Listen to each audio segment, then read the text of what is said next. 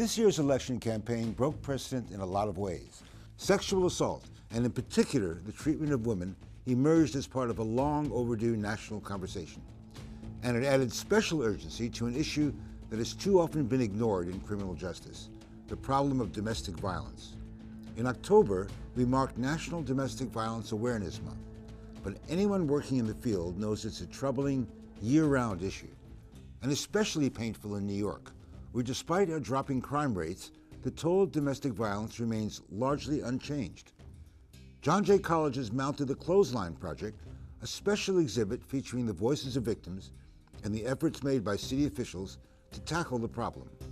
We invited Cecile Noel, who heads the mayor's office to combat domestic violence, to visit the Clothesline Project. These are powerful statements, powerful around the depth of both the message around domestic violence and sexual assault, but also really reflecting that this is your campus and these are your students, I would imagine, and their voice in here as being survivors is powerful, which tells you just how widespread this issue really is and how much we need to do to address it. Commissioner Noel, welcome. Thank you.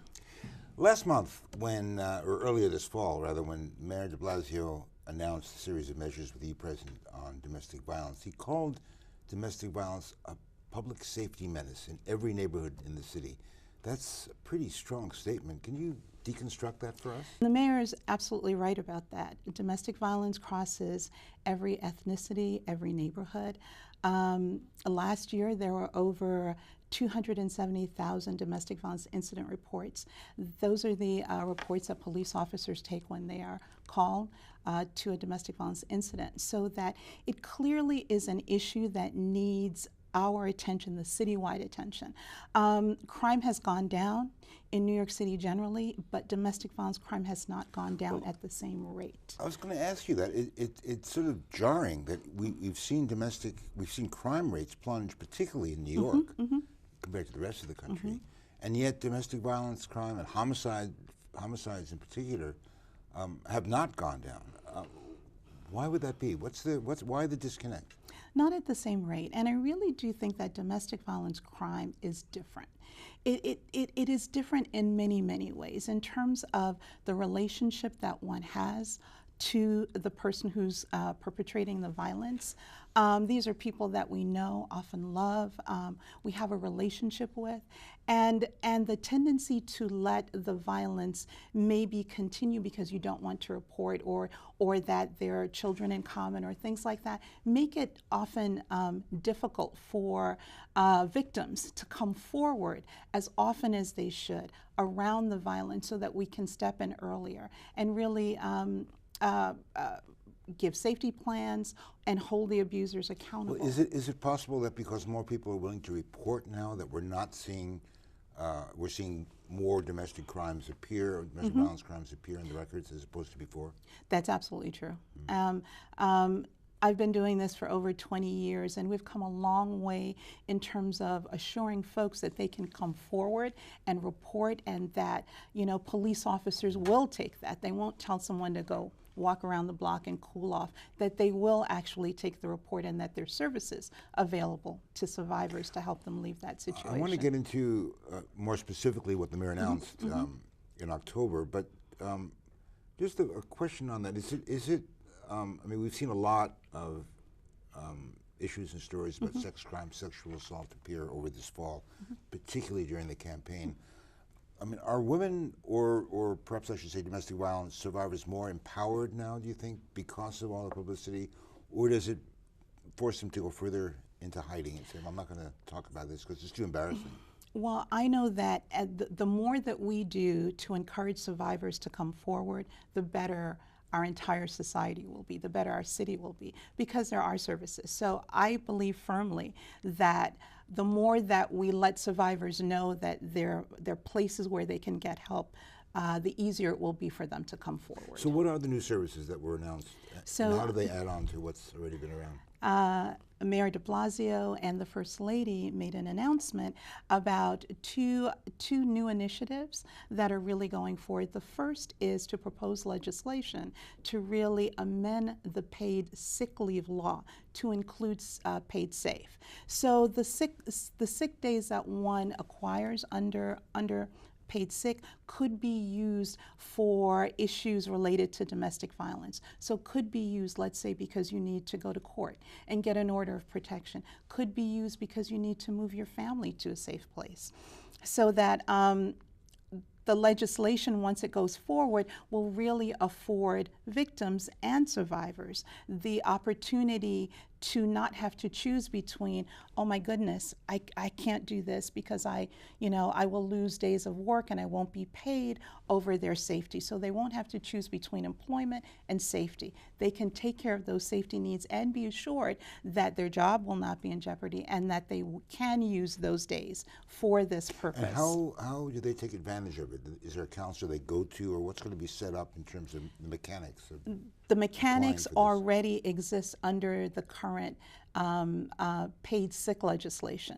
All we are doing here is informing employers that in addition to you having a cold or having to take care of a child, that the days can also be used for issues related to domestic violence. And this will affect all city employees and all employees, in fact, in New York City. Exactly, who are currently covered under paid sick. So not necessarily government employees, but everyone, right. Private employees. Mm-hmm. Who are currently covered under that legislation. And the second piece that the mayor announced is that New York City currently has family justice centers. And these are centers that are in every borough that provide many, many services under one roof. We are co-located with the district attorney's office and provide civil legal services, counseling for children, free of charge, without and anyone can come in regardless of race, gender, sexual orientation.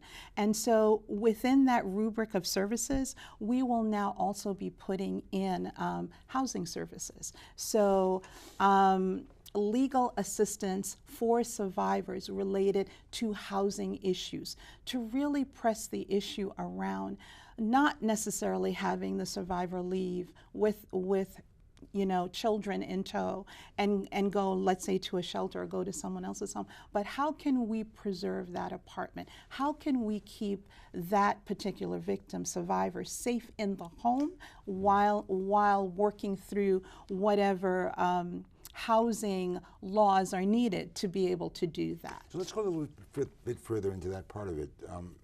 I was astonished to read that domestic violence is one of the key drivers in homelessness in the city. In October, we were at a record high of 60,000. It's continuing high, and of course this is the season when everybody thinks about homelessness post-Thanksgiving, Christmas coming up, and the weather turning cold. But that's pretty astonishing, because you wouldn't think, for all the other factors that lead to homelessness, whether evictions or everything else, that domestic violence enters into it. It's true, and it's been a driver for a very long time. Often what happens to survivors is that in order to be safe, they need to leave their home and go into shelter, which is very difficult for the family. There are domestic violence shelters, and there are also homeless shelters, and actual domestic violence survivors are in both. This piece of housing, we hope, will also be a preventative measure so that maybe we can hang on to the housing. How can we make this victim safe in the home? What do we need to do? And how can we also use housing laws to protect the survivors' tenancy where possible? Unfair, counterintuitive that the victim of domestic violence, rather than the perpetrator, is the one who leaves the house. We agree. And Mayor de Blasio and the First Lady absolutely agree. And so what we are about now is looking at ways of minimizing that, of looking at creative ways both here, nationally, of bringing those models here that say maybe we need to think about this differently. Maybe we need to be looking at other things that will allow for survivors to be able to stay in that home with children, but hold on to that tenancy and remove the abuser, remove the perpetrator of the violence. And this particularly affects, since we're talking about homelessness, people in public housing. If you're sitting in a private house or an apartment, it's a little bit more difficult to oversee. That's right. And that's what we are. That's what we believe, that by infusing the legal expertise here, we can help to hold on to some of that housing. We can help to keep survivors safe. Another piece of the package, which was mentioned in October, was the involvement of the police, the NYPD. They announced as part of it that they would step up, as I understand it, their intervention efforts in terms of domestic violence victims. I mean, has the problem been that the police have not been aggressive enough or trained enough to deal with domestic violence? I mean, I know that one of the key factors in deaths of police officers around the country has been in domestic violence cases. So there's obviously a problem there in terms of safety for police. What does the new package offer in terms of stepped up police involvement? What the mayor announced really is about ensuring that, one, that our police officers are trained, which over the years we've been doing a phenomenal job in really helping police officers to understand domestic violence as an issue, understand what it is to go in the home and really intervene. But what we are also doing now, and I think much more aggressively, is ensuring that police officers are able to follow through on the arrest warrant, to follow through on removing an abuser when you have, let's say, an order of protection that excludes the abuser from the home, and he shows up at the home, to be there to actually effectuate that arrest at that time. And it's a combination of using all of the new resources that have really been put into the police department to ensure that that can be followed up on, as well as providing the survivor in the home with, here's a card, here's some resources, please follow up. Police officers now are doing home visits after the incident has occurred to check on survivors and make sure that they're okay. So what's different now? I mean, that's interesting that it steps over the line of what you think is normal policing. That's right. And police will often say, well, we're not social workers. We're not people who are going to go in and be mediators in a domestic conflict, and they're not trained to do that. So what's different? What really can police do in terms of not necessarily preventing domestic violence, but intervening to prevent worse problems from arising? Intervening by absolutely identifying the abuser, holding that abuser accountable, removing that person from the household within the parameters of the law and what that allows, following up on calls where an abuser has violated an order of protection to ensure that that abuser can be arrested, and also being equipped with resources. We don't expect them to be social workers, but we do expect that when they see this, they can have a card. They can say to someone, why don't you follow up with a family justice center tomorrow morning, because that's equally important. So doesn't it begin with them taking it seriously? I mean, That's right. Have police taken this seriously in the past? I think they take it much more seriously now, and with the support of the mayor and first lady, I know they're taking it very seriously, along with our police commissioner, who really believes that this is a very important issue, and he wants to see the numbers go down here, much like they have done in other areas. I mean, we do have a domestic violence unit in the That's NYPD right. now, and it's headed by a woman, in fact. So since most of the domestic violence victims are women, would it make more sense to have more women involved, more female police officers involved in intervening in these disputes? I don't necessarily think so. I think women bring a great perspective, but I firmly believe that male officers can understand this issue and equally intervene and respond in caring, thoughtful ways. And with proper training, they have been. The domestic violence police officers come in all stripes, and we have men and we have women, and they are compassionate and responsive and caring. And so I don't necessarily think that falls to one gender. I think we can all be, we can all express that and have that. This is such a difficult issue. I mean, you're the third commissioner since the MOCDV, the Mayor's Office to Combat Domestic Violence, was formed in 2001. I mean, it's got to be very difficult to deal with emotionally, psychologically. I mean, particularly with your staff and yourself as well.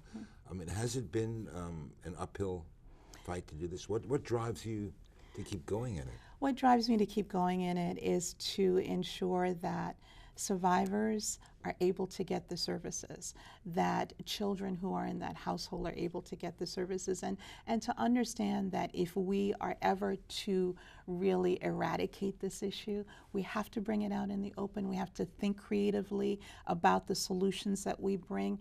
Everyone has to understand that they have a role to play in solving this. District attorneys, police officers, judges, social workers, you name it. We all have a role to play. And the general public also has a role to play in understanding that it's not acceptable to hear it going on next door and not do anything. That we all need to come forward. We all need to stand up and say this is unacceptable and we want this to stop. And understand that there's someone next door, a friend, a neighbor, relative, who could really benefit from the services that we have available. That's a very personal thing to ask. If you hear something in your apartment next door going on, you may be afraid of reporting it to a policeman. What do you do? I mean, what do you suggest that folks who are aware of domestic violence happening actually do? Clearly, if you know anyone is in danger, domestic violence or otherwise, you call 311. I mean, you call 911, excuse me. You call 911, you make the call, you get the police officer there in terms of life or death, emergency, that's the call, 911. But beyond that, for services, I encourage everyone to know the services in their community. There are many domestic violence providers in every community. There are family justice centers across the city that individuals can get services. So a key is for everyone to understand that help is available. And that person who's experiencing it might not take that from you now, but being able to just let them know that there are services available and how they can access them would be terrific. Even calling 311, but being able to say to someone, I think that maybe something's going on. Are you okay? Are you okay? Is there any way that we can help? Why is there this any way important I can to you? help? Why is it? It's a personal fight for you as well. It is a personal fight Why? for me. I've done this work for a long time, and I've seen the devastating effect of domestic violence on the individuals that I've worked with over the years, on children, on families, and I know the resilience of survivors if they are able to just get the services and help that they need. They are some of the most resilient people I've ever worked with in my life. And they, again, once they leave, are able to rebuild their lives and start over. Think about, you know, you or I starting over today from scratch, from almost nothing, and rebuilding your life. And survivors are doing that every day. And there has to be a way for us, one, to have them come forward, have the resources that they need, but also hold abusers accountable. One of the worst elements, as far as I can see, of the whole domestic violence issue is its impact on kids. And what's worse with that is that it's often said that many kids who are victims of domestic violence become perpetrators themselves.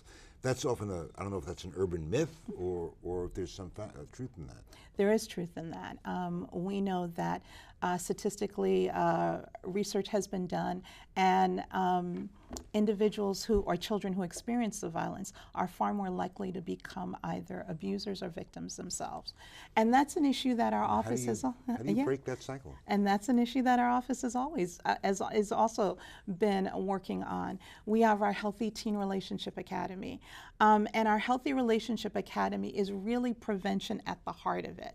We believe strongly and are committed to the fact that if we can help young people understand healthy behaviors now, that they are less likely to become abusers or victims in the future. And so we have been working with schools, after-school programs, anywhere where we can find young people and talk to them about healthy relationships. We have peers who are talking to other peers, which is a strong model within itself.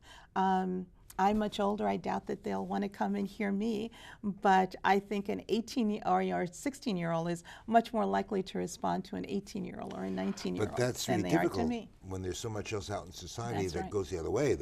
We're very violence-oriented as a society. You see media, you see songs, you see films, which don't necessarily hold violence up as a good thing, but it's all around us. That's right. That's hard to compete with, right? It is hard to compete with, and one strength of the program is the fact that this is about young people talking to other young people and calling out the behaviors and saying, no, this is wrong, or being able to say, you know, I was in that situation, and this is how I addressed it, and this is how you can address it. And understanding that love or emotion or some of the behaviors that they are exhibiting now are not always equal to good, loving relationships. What do we know about the factors that contribute to domestic violence? I mean, it's mental health issues, obviously.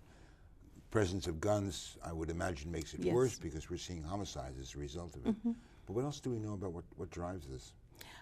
Is it economics? Is it Absolutely. You know, there are financial issues there, and as you said, psychological issues involved in driving the abuse. It could be sexual issues as well that are wrapped up in how the abuse presents itself.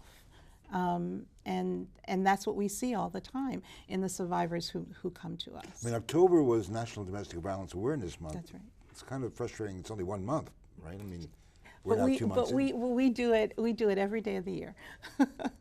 We do it every day of the year, and although we have 1 month to recognize the issue and almost draw attention to it, we should keep these things going all year long. And my office is about making sure that happens all year long. So what's next? What's next? What do you have on your plate? What do I have on my plate? So we are expanding our Healthy Relationship Academy. We're doing many, many more trainings. We also have a Policy and Training Institute that provides trainings to other city agency, not-for-profit providers, and we're looking at doing wonderful conferences, and one that we just did with you, around looking at the media, which is, I think, such an important piece of what we need to do better, what we collectively need to do better. The reporting on domestic violence crime in general needs to be better. We need to name it. There's a whole process of naming. Name it and shame it. Yes, yes. And we need to do that better. So it's a wonderful partnership that we are now starting with John Jay. I could be wrong on this, but I don't know of any other city that has a mayor's office to combat domestic violence. How do we stand in relation to other large cities in the country? You know, I can't honestly say with certainty that no other jurisdiction has one, but I would strongly believe that we were probably the first city, and I know under the guidance of the current administration, we are the most progressive. We are the most progressive, the most forward-leaning on this issue of any other major city, and I believe if Mayor de Blasio and First Lady have their way, we'll be the first city to absolutely eradicate it. Eradicate it. It's a strong word. You think that's actually, that's a very strong word. It's a huge word. It's a huge word, but that's okay. It's a great word for us to strive towards. Is that your goal? You think you can eradicate? Why not? Why not? We've driven down crime. I was at a presentation just a few days ago where someone said, imagine 1988, you know, when crime was at the height. We had over 1,000 murders, right, that year. And look at where we are now. Look at where we are now as a big city. Well, we still don't know why we've gone down so fast, but a big part of that was more police, different police strategies. Right. But with domestic violence, is it a question of more funding, a question of different attitudes? Do we have enough funding or personnel to deal with it at local neighborhood levels? I think it's a question of all of that, and that's what my office really seeks to do, is to really ask those hard questions and lobby where needed for the resources to really address it. But recognizing that domestic violence, just like I think crime in general, has been all of our responsibility to bring it down, right? It's been a citywide push, and it's a citywide push around domestic violence as well. So how often do you talk to the mayor about this? I mean, is this something that you're seeing him every day about? I mean, how much of a priority? I don't necessarily, I don't see the mayor every day, but I know that he thinks about it every day. And I know it's a very important issue to him, and I just want to do the best job I can for him in ensuring that we really drive this issue down. in every way. Commissioner, thanks so much for being with us Thank today. you. Thanks. Pleasure. Every day, the New York Police Department gets roughly 800 domestic violence calls. Most observers believe that's still only a small indication of how widespread the problem is. But authorities can't act without information, and we can all play a role. If you are aware of domestic violence, or if you're a victim yourself, please call 911 in an emergency or the 24-hour domestic violence hotline at 1-800-621-4673. That's 1-800-621-HOPE. I'm Steve Handelman. Thanks for watching. See you next time.